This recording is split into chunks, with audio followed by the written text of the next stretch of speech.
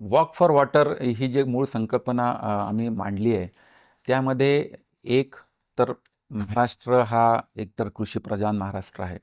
आपलं सर्व जे काही अवलंबून आहे ते शेती आणि आपल्या शेती आणि शेतीशी जमीन, माती आणि पाणी याच्याशी आपला अतिशय जवळचा संबंध आहे.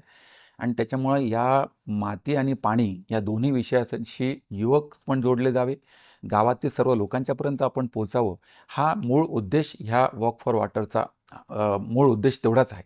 आणि या निमित्तानं जलसंधारण विभागाची येत असलेली कामं जी आहेत ती कामं पण लोकांच्यापर्यंत आपल्याला कशी नेता येतील, असलेली जी काही स्ट्रक्चर्स आहेत ती स्ट्रक्चर्स आपल्याला दुरुस्त करून घेऊन तिच्यात आपल्याला पाण्याचा संचय आपल्याला कसा करून घेता येईल, ह्या सर्व बाबी या वॉक फॉर वॉटरच्या निमित्तानं आम्ही पुढे आणणार आहोत. शालेय जे विद्यार्थी आहे आणि महिला यांच्यासाठी काय सांगणार आहे? 15 ते 30 वयोगटातली जी काही युवती आहेत, म्हणजे गर्ल्स असतील किंवा 30 वयोगटातल्या महिला असतील. आजकाल महिला पण आता फार ट्रेंड झालेल्या आहेत रील्स बनवण्याच्यासाठी, आणि मला वाटतं त्यांचा पण मोठा उपयोग याच्या निमित्तानं होईल. आणि त्यांना पाण्याचा काटकसरीने वापर हा अत्यंत महत्त्वाचा भाग त्यांच्यासाठी आहे.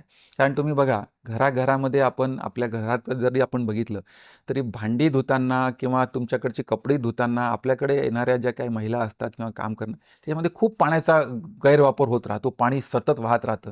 आणि तुम्ही बाहेर बघा, जर तुम्हाला बाहेर ऑब्झर्व केलं तर आपल्याला कार वॉश करणाऱ्यांचे कडे मोठ्या प्रमाणामध्ये कारचं वॉशिंगमध्ये पाणी खूप मोठ्या प्रमाणात जातं आहे, फ्लशमध्ये पाणी खूप मोठ्या प्रमाणात जातं आहे.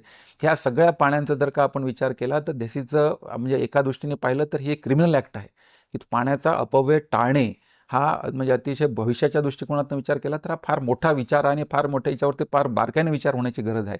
आणि हाच विचार आम्ही लोकांच्या घरापर्यंत पोहोचवणे हे या मूळ ह्या 2 रील फॉर चॅलेंज आणि वॉक फॉर वॉटरचं मूळ उद्देश आहे.